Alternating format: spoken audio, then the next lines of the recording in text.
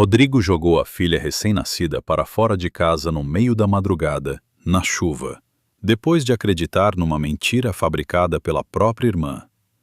E o pior não foi a chuva, nem o frio. O pior foi que ele olhou nos olhos de Ana Beatriz, olhou para o bebê nos braços dela e fechou a porta mesmo assim. Mas vamos começar do começo.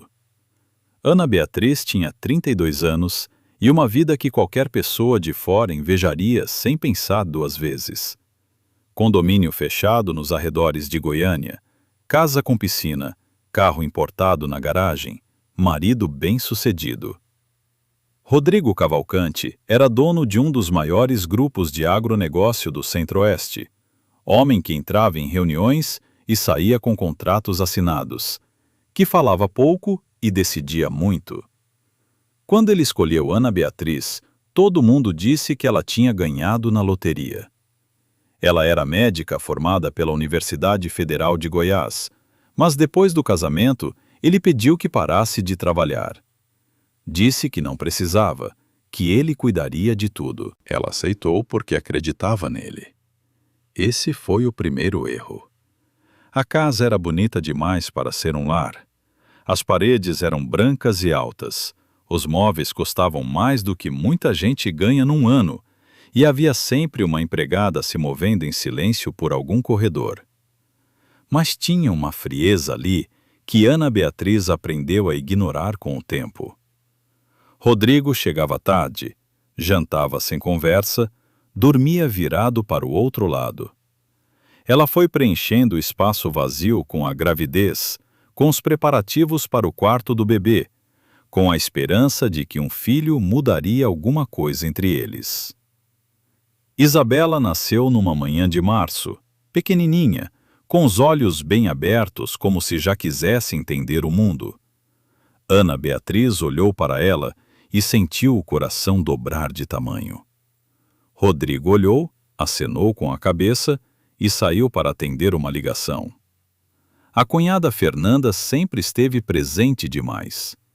Irmã mais velha de Rodrigo, solteira, habituada a ser a pessoa mais importante na vida do irmão antes de Ana Beatriz aparecer. Ela visitava o condomínio com frequência, sempre com algum pretexto, e sorria para Ana Beatriz de um jeito que tinha dente, mas não tinha calor. Ana Beatriz nunca conseguiu provar nada, nunca teve argumento concreto, era só uma sensação. O tipo de sensação que você tenta afastar porque parece paranoia, até o dia em que ela para de ser paranoia e vira realidade. A realidade chegou numa terça-feira à noite. Rodrigo entrou em casa com um advogado que Ana Beatriz nunca tinha visto. Um homem de pasta preta e expressão de quem já fez isso muitas vezes. Eles se sentaram na sala de estar, e Rodrigo colocou um envelope sobre a mesa de vidro. Ana Beatriz ainda estava com Isabela no colo quando ele falou. Disse que tinha feito um exame de DNA. Disse que o resultado provava que ele não era o pai. Disse tudo isso com a mesma voz que usava para falar de soja e cotação de mercado. Ana Beatriz ficou olhando para o envelope como se fosse uma coisa viva. Pegou o papel, leu os números, leu de novo. Não entendeu, porque não havia nada para entender. Aquilo era impossível. Isabela era filha dele. Ela sabia disso com a certeza que uma pessoa tem das coisas que viveu com o próprio corpo. Ela tentou falar. Ele levantou a mão e disse que não queria ouvir. O advogado abriu a pasta e começou a falar sobre prazo para desocupar o imóvel. Fernanda estava sentada no sofá do canto, com um copo na mão, assistindo tudo em silêncio. E foi aí que Ana Beatriz entendeu. Não soube como, não soube os detalhes, mas entendeu quem tinha colocado aquele envelope na mão do irmão. Rodrigo deu 15 minutos. Disse que a empregada verificaria as malas na saída. Ana Beatriz subiu as escadas com Isabela no colo e joelhos que mal obedeciam. Pegou fraldas, roupinhas, documentos, um casaco. As mãos tremiam, e ela não deixou uma lágrima cair porque Isabela estava acordada, olhando para ela, e ela não queria que a primeira coisa que a filha gravasse na memória fosse o rosto partido da mãe. Quando desceu, Rodrigo estava de pé no hall de entrada, braços cruzados, olhando para o relógio. Ela parou na frente dele e disse em voz baixa que aquilo era uma mentira e que um dia ele ia saber disso. Ele não respondeu. Abriu a porta. A chuva entrou pela fresta junto com o cheiro de terra molhada e o barulho da rua lá fora. Ana Beatriz saiu. A porta fechou atrás dela com um clique seco, quase educado, que doeu mais do que um portão batido com força jamais doeria. Do lado de fora, a chuva caía grossa e a rua estava vazia. Ela ajeitou Isabela contra o peito, puxou o casaco por cima das duas e começou a andar. Não tinha para onde ir, mas ficar parada também não era opção. Amigos, se essa história tocou você de alguma forma, se inscreva no canal e deixe o seu like. Isso ajuda muito para que mais pessoas encontrem esse conteúdo. Ana Beatriz andou até a avenida principal, encharcada até os ossos, com Isabela enrolada no casaco. Parou 3 carros com o braço levantado. Nenhum parou. O quarto também não. Ela começou a seguir pela beira da BR-060 em direção a qualquer luz que aparecesse no horizonte.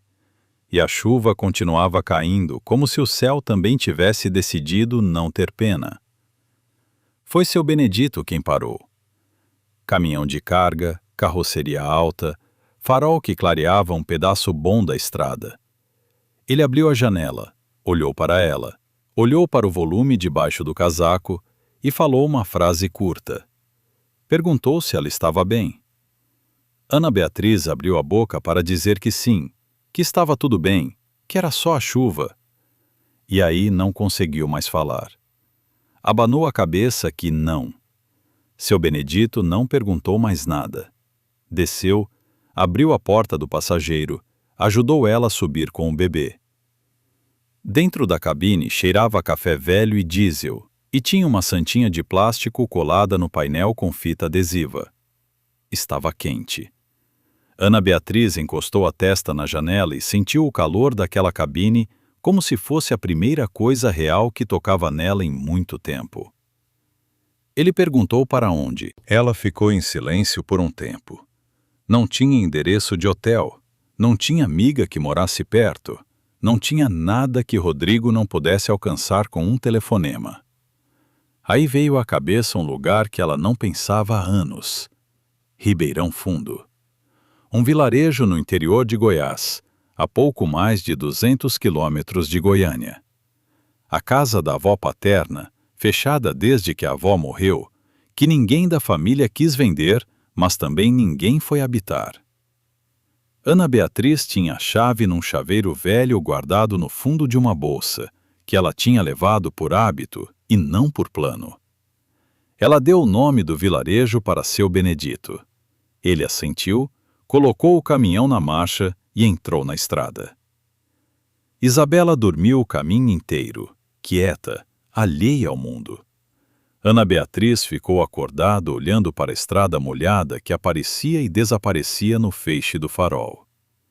Ela tentou organizar os pensamentos, mas não conseguia. Só ficava voltando para a imagem do envelope na mesa de vidro, para a letra preta no papel, para o rosto de Fernanda com aquele copo na mão. Alguém tinha fabricado aquele laudo. Alguém tinha se dado ao trabalho de destruir uma família inteira para satisfazer algum interesse que Ana Beatriz ainda não compreendia por completo. E Rodrigo tinha acreditado sem hesitar. Nem um dia, nem uma conversa. 15 minutos e porta fechada. Chegaram em Ribeirão Fundo quando a chuva tinha parado e o céu estava daquele azul escuro que vem antes do amanhecer. Seu Benedito desceu junto com ela. Ajudou a carregar a mala até o portão de madeira da casa da avó. Esperou ela encontrar a chave. Antes de ir, colocou a mão no ombro dela por um segundo e disse que Deus não abandona a mãe com filho no colo. Ela agradeceu em voz baixa. Ele voltou para o caminhão e sumiu na estrada. A casa estava no escuro. Ana Beatriz empurrou o portão. que rangeu alto o suficiente para acordar meio quarteirão, e caminhou pelo caminho de pedras irregulares até a porta da frente. A chave entrou, mas a fechadura resistiu. Ela forçou de novo, e a porta cedeu com um barulho de madeira inchada. Cheiro de mofo, de tempo parado, de coisa fechada há anos.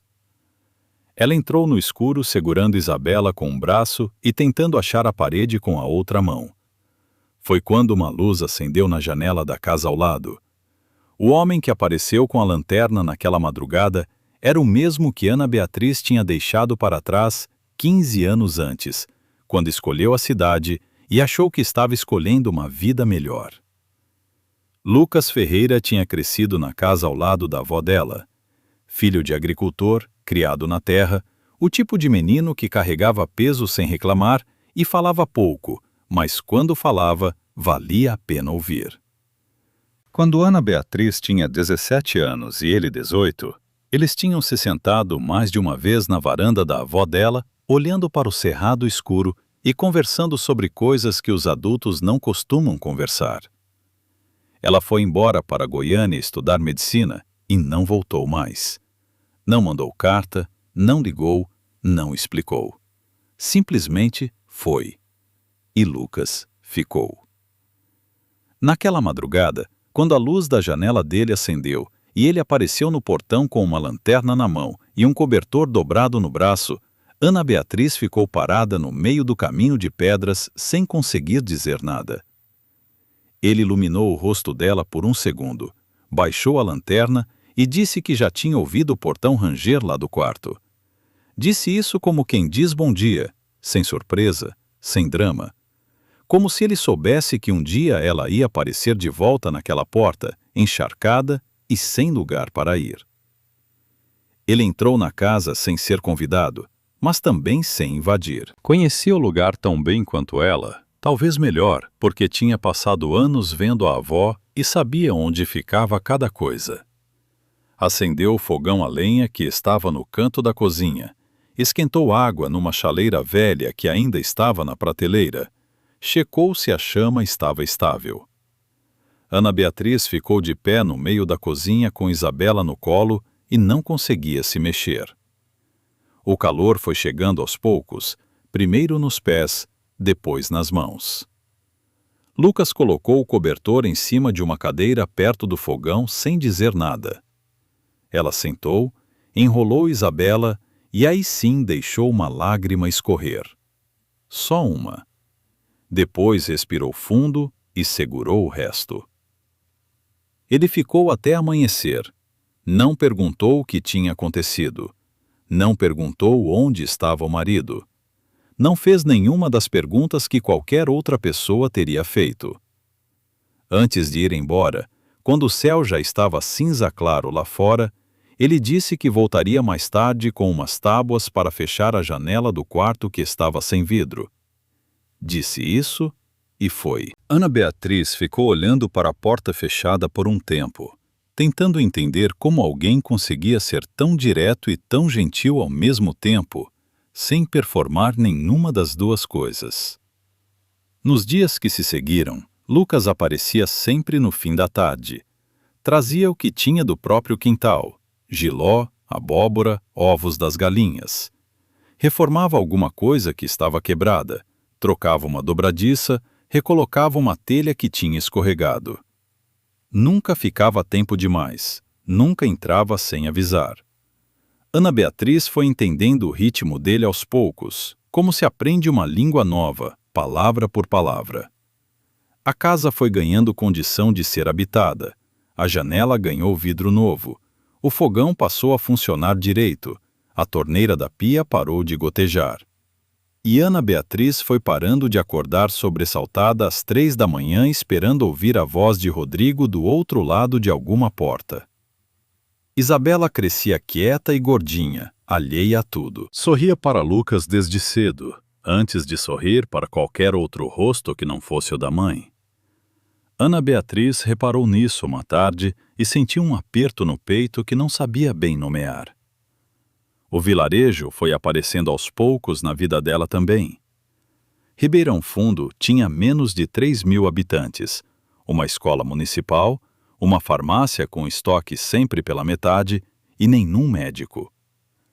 O posto de saúde mais próximo ficava a 42 quilômetros e o transporte público não era de confiança. Ana Beatriz descobriu isso quando a vizinha de frente, Dona Cecília, bateu na porta numa manhã com um neto de 8 anos na mão e febre de quase 40 graus. Ela examinou a criança na mesa da cozinha com o estetoscópio que tinha na mochila por hábito de médica, diagnosticou uma infecção de garganta, orientou o tratamento, indicou o antibiótico. Dona Cecília saiu com o menino no colo e voltou no dia seguinte com uma vasilha de doce de leite e os olhos marejados. A palavra correu rápida. Em menos de 2 semanas, pessoas começaram a aparecer na porta da casa da avó com queixas variadas. Ana Beatriz atendia na sala, sem consultório, sem equipamento, com o que tinha e o que sabia. Alguns pagavam com dinheiro, a maioria pagava com o que tinha em casa. Uma família trouxe uma sacola de mandioca. Um senhor idoso deixou 1 litro de mel. Uma mulher mais jovem bordou um pano de prato e deixou na soleira sem nem bater. Ana Beatriz foi entendendo que tinha chegado num lugar onde ela fazia falta de verdade. Não como esposa de vitrine, não como acompanhante de evento corporativo. Fazia falta como ela mesma. Mas nem tudo estava resolvido. Rodrigo não tinha dado sinal de vida, mas o silêncio dele nunca soou como esquecimento.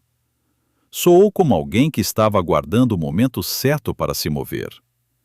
E Lucas, uma noite, olhando para ela por cima da chama do fogão, disse uma coisa curta que ficou na cabeça dela por dias. Disse que homem com dinheiro e orgulho ferido não some, ele se reorganiza. Ana Beatriz não respondeu na hora, mas soube que ele tinha razão.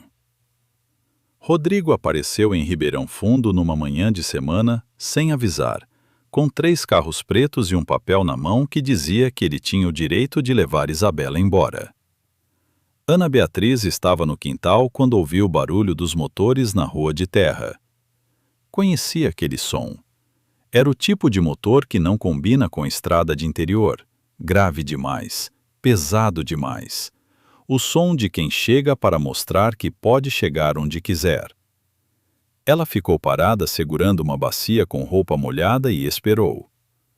Rodrigo desceu do carro do meio. Terno escuro numa manhã de calor de Goiás, sapato que não foi feito para terra batida.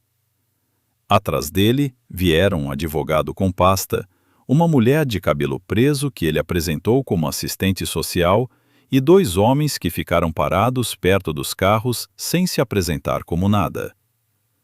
Ana Beatriz conhecia esse tipo de configuração. Era Rodrigo organizando uma cena antes de entrar em campo. Ele foi direto. Disse que tinha um documento com determinação preliminar de guarda provisória em favor dele, emitido por um juiz de Goiânia. Disse que as condições de moradia não eram adequadas para uma criança, que não havia renda comprovada, que o ambiente era insalubre. A assistente social já estava olhando para a casa com um caderno aberto, anotando alguma coisa. Ana Beatriz sentiu o estômago virar, mas não abriu a boca ainda. Lucas estava dentro da casa. Ele tinha ouvido os carros também, e apareceu na porta da frente sem pressa, encostou no batente com os braços cruzados e ficou olhando. Rodrigo passou os olhos nele, avaliou a calça surrada, a camisa desbotada, as mãos calejadas, e virou o rosto de volta para Ana Beatriz como se Lucas não valesse nenhum comentário. Dona Cecília apareceu no portão. Não tinha sido chamada. Ela estava varrendo a calçada na casa dela e ouviu o movimento. Ficou parada olhando. Depois veio o senhor Armindo, que morava 2 casas abaixo e tinha sido atendido por Ana Beatriz quando machucou o ombro numa queda. Depois vieram outros. Sem combinação, sem organização, as pessoas foram chegando. Agricultores que passavam na rua pararam. uma mulher com uma criança no colo encostou no muro. Seu Benedito, que estava de passagem pelo vilarejo naquele dia, parou o caminhão no final da rua e desceu. Rodrigo continuou falando, mas a voz dele foi ficando mais contida à medida que o espaço em volta foi sendo preenchido por gente que ele não conhecia e não controlava. A assistente social parou de anotar. O advogado abriu a pasta, mas não tirou nenhum papel. Ana Beatriz disse uma frase. Disse que Isabela não ia a lugar nenhum. Disse sem gritar, sem tremer, olhando direto para Rodrigo. Ele deu um passo em direção ao portão. Lucas se moveu antes que ele chegasse. Não correu, não ameaçou. Só caminhou devagar até ficar parado entre Rodrigo e a porta da casa. Com aquela quietude que ele tinha e que ocupava mais espaço do que qualquer grito ocuparia. Os dois homens dos carros se mexeram, mas pararam quando perceberam que tinha mais de 20 pessoas formando um semicírculo ao redor dos veículos sem que ninguém tivesse dado nenhuma ordem para isso. Rodrigo ficou parado por alguns segundos, que pareceram muito mais longos do que eram. Ele era bom em calcular, e o cálculo ali não fechava a favor dele. Falou que aquilo não estava terminado, que voltaria com o cumprimento da ordem, que nenhum ajuntamento de interior ia mudar o que a lei determinava. Virou as costas, entrou no carro e os 3 veículos foram embora levantando poeira na estrada de terra. O silêncio que ficou depois que os motores sumiram ao longe era diferente do silêncio de antes. Era um silêncio que pesava do jeito certo.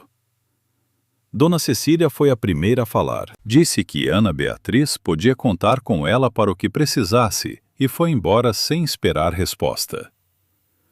Os outros foram se dispersando aos poucos, cada um voltando para o que estava fazendo, sem discurso, sem celebração. Ana Beatriz entrou em casa, colocou Isabela no berço e ficou sentada na beira da cama até a respiração normalizar. Lucas apareceu na porta do quarto alguns minutos depois. Disse que Rodrigo não ia desistir, que aquele papel que ele trouxe era real e que ela precisava de um advogado. Disse isso com a mesma voz de sempre, sem alarme, mas Ana Beatriz ouviu que estava embaixo das palavras. O problema não tinha acabado, tinha só recuado para se armar melhor. Ela não tinha dinheiro para advogado, não tinha renda formal, e a determinação que Rodrigo tinha na mão, mesmo sendo provisória, era um instrumento real numa mão que sabia usá-lo. Ela dormiu mal naquela noite. Isabela também, como se sentisse alguma coisa no ar sem entender o que. E quando amanheceu e Ana Beatriz foi buscar água na cozinha, encontrou um bilhete dobrado embaixo da porta. Letra miúda, caneta azul. Era de Seu Benedito. Ele conhecia um advogado em Anápolis que às vezes trabalhava por causa, não por pagamento. Deixou o número. Ana Beatriz ficou olhando para aquele papel por um tempo, pensando em quantas pessoas tinham aparecido ontem sem ser chamadas, e sentiu pela primeira vez que não estava sozinha naquela batalha. Mas antes que ela conseguisse agir, Isabela acordou com um choro diferente, mais fraco, com um som no peito que não devia estar lá. Ana Beatriz colocou a mão na testa da filha e retirou rápido. Estava quente demais. Ela pegou o estetoscópio, encostou no peito de Isabela e ouviu. O que ouviu fez o sangue gelar. Aquele som crepitante, úmido, que todo médico aprende a reconhecer e nunca quer ouvir numa criança pequena, estava lá, claro, inconfundível. Pneumonia. Começando, mas avançando rápido, do jeito que avança em bebê. Ana Beatriz sabia exatamente o que Isabela precisava. Sabia também que Ribeirão Fundo não tinha, e que cada hora a partir dali contava. Lucas vendeu o único terreno que tinha no mundo numa noite de quarta-feira, sem contar para ninguém, sem pedir opinião. E só Ana Beatriz soube disso depois que já era tarde demais para devolver. Mas vamos chegar lá. Isabela piorou rápido. Era de manhã cedo quando Ana Beatriz ouviu aquele som no peito da filha, e antes do meio-dia, a febre tinha subido para quase 41 graus. A menina não chorava mais com força, ficava deitada com os olhos semicerrados e a respiração curta, e era exatamente esse silêncio que assustava mais do que qualquer choro. Criança quieta demais é sinal ruim. Ana Beatriz sabia disso melhor do que ninguém.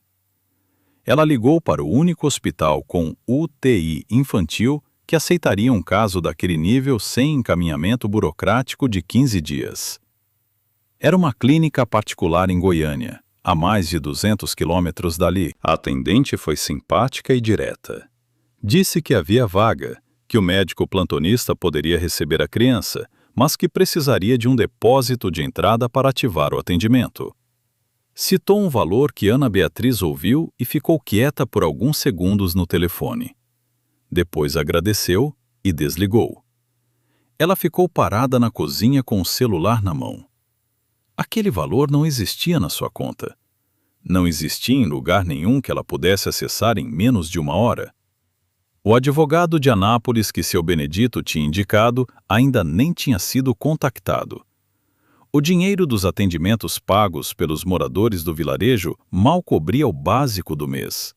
E ligar para Rodrigo significava abrir uma porta que ela sabia que não fecharia mais do jeito que estava antes. Lucas entrou na cozinha nesse momento. Viu o rosto dela.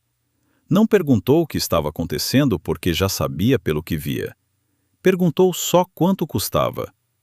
Ela disse o valor em voz baixa como se envergonhasse de precisar daquilo. Ele assentiu com a cabeça, pegou as chaves do bolso e disse que voltava.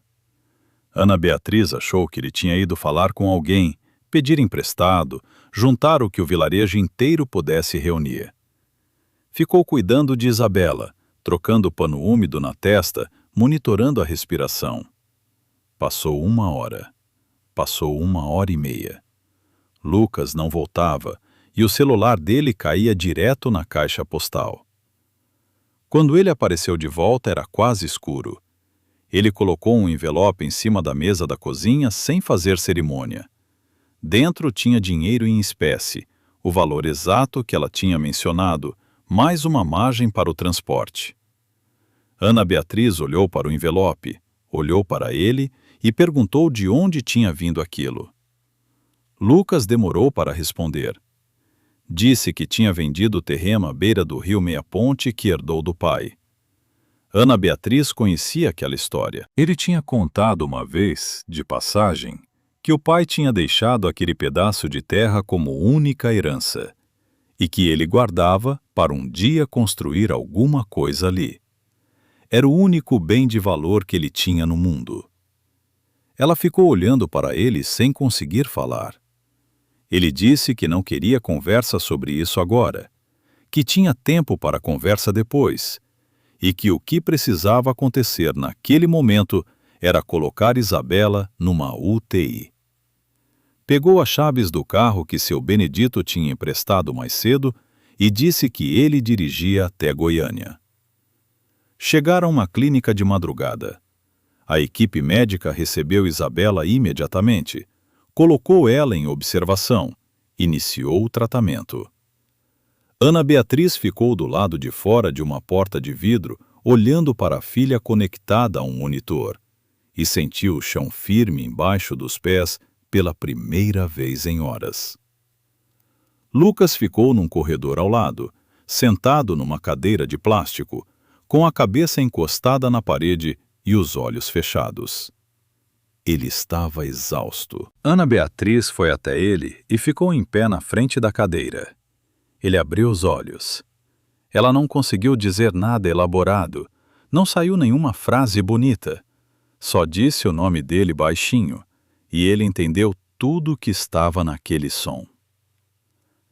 O médico veio falar com ela 2 horas depois. Disse que chegaram a tempo, que o quadro era sério, mas controlável, que com o tratamento adequado, Isabela responderia bem. Disse que mais algumas horas sem atendimento intensivo teria complicado muito. Ana Beatriz ouviu aquilo e teve que se segurar no balcão da recepção. Isabela ficou internada por 5 dias. Lucas não voltou para Ribeirão Fundo nesse período.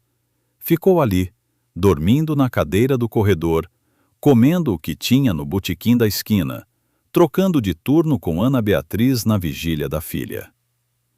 Ele nunca reclamou, nunca pediu reconhecimento, nunca fez aquela coisa que algumas pessoas fazem de lembrar o sacrifício que estão fazendo enquanto estão fazendo. No 4º dia, enquanto Isabela dormia com a respiração normalizada e as bochechas voltando para a cor certa, Ana Beatriz olhou para Lucas e entendeu uma coisa que tinha estado na frente dela o tempo inteiro.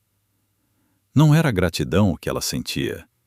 Era algo mais pesado, mais permanente, do tipo que não passa com o tempo e não cabe numa palavra só. Ela não disse nada naquele momento. Mas quando a mão dele estava apoiada no corrimão da janela, ela colocou a dela por cima. No 5º dia, Isabela recebeu alta. Voltaram para Ribeirão Fundo num silêncio que era confortável, quente, do tipo que só existe entre pessoas que já passaram por algo juntas e não precisam mais explicar nada uma para a outra. Mas quando Ana Beatriz chegou em casa e abriu a caixa de correspondência, havia um envelope grande com carimbo de cartório. Era uma notificação formal. Rodrigo tinha dado entrada no processo de guarda definitiva. E desta vez tinha contratado um dos escritórios de advocacia mais conhecidos de Goiânia. O alívio do hospital durou menos de 1 hora. 3 semanas depois, quando Ana Beatriz ainda estava lidando com o processo, seu Benedito parou o caminhão na frente da casa dela numa tarde e desceu com um envelope que não era dele. Disse que um homem tinha pedido para entregar, um homem que ele reconheceu como motorista de Rodrigo. Ana Beatriz ficou olhando para o envelope na mão de seu Benedito por alguns segundos antes de pegar. Entrou em casa, sentou à mesa da cozinha, abriu o envelope com calma, como quem abre uma coisa que já sabe que vai custar alguma coisa a ler. A letra de Rodrigo era firme, sem arrependimento aparente na forma, mas as palavras diziam coisas que ela nunca imaginou que ele seria capaz de escrever. A carta de Rodrigo dizia que ele amava Ana Beatriz, que sentia falta dela, e que Fernanda tinha confessado tudo. E Ana Beatriz leu aquilo, dobrou o papel e foi acender o forno de barro no quintal. A confissão de Fernanda não tinha sido voluntária. Rodrigo explicava na carta que a irmã tinha se envolvido com um homem que a esvaziou financeiramente. Transferências, procurações assinadas, uma dívida que cresceu até o ponto em que ela não conseguia mais esconder. Quando Rodrigo descobriu e confrontou, Fernanda tentou negociar o silêncio dele em troca de informações. E foi nessa negociação que a verdade sobre o laudo falso saiu. Ela tinha pago um laboratório clandestino em Goiânia para produzir o documento. Tinha entregado o envelope ao irmão com uma história pronta, escolhendo o momento certo, quando o casamento já estava desgastado o suficiente para que ele acreditasse sem questionar. Rodrigo escrevia que ficou paralisado quando soube, que tentou localizar Ana Beatriz, que tinha vergonha, que essa palavra não costumava existir no vocabulário dele, mas que estava aprendendo o peso dela. Oferecia voltar, reconstruir, dar a Ana Beatriz qualquer coisa que ela pedisse. Clínica própria, estrutura, segurança. Escreveu que a casa estava vazia demais e que ele não tinha dormido direito em meses. Ana Beatriz leu a carta 2 vezes. Não por dúvida, mas porque queria ter certeza de que estava entendendo tudo com clareza antes de decidir. Depois foi até o quintal, abriu a tampa do forno de barro que usava para assar pão e colocou o envelope lá dentro. O papel pegou fogo em poucos segundos. Ela ficou olhando até virar cinza, fechou a tampa e voltou para dentro. Lucas estava sentado na mesa da cozinha quando ela entrou. Ele tinha visto ela ir para o quintal com um envelope na mão e entendido o que significava sem precisar perguntar. Quando ela sentou na cadeira do outro lado da mesa, ele não perguntou nada. Esperou. Ana Beatriz ficou em silêncio por um momento e depois disse que o processo de guarda ainda estava em andamento e que precisavam resolver isso antes de qualquer outra coisa. Lucas concordou com a cabeça. Era a resposta certa. Não era sobre a carta, era sobre Isabela, e ele tinha entendido a hierarquia sem que ela precisasse explicar. O advogado de Anápolis, que seu Benedito tinha indicado, aceitou o caso.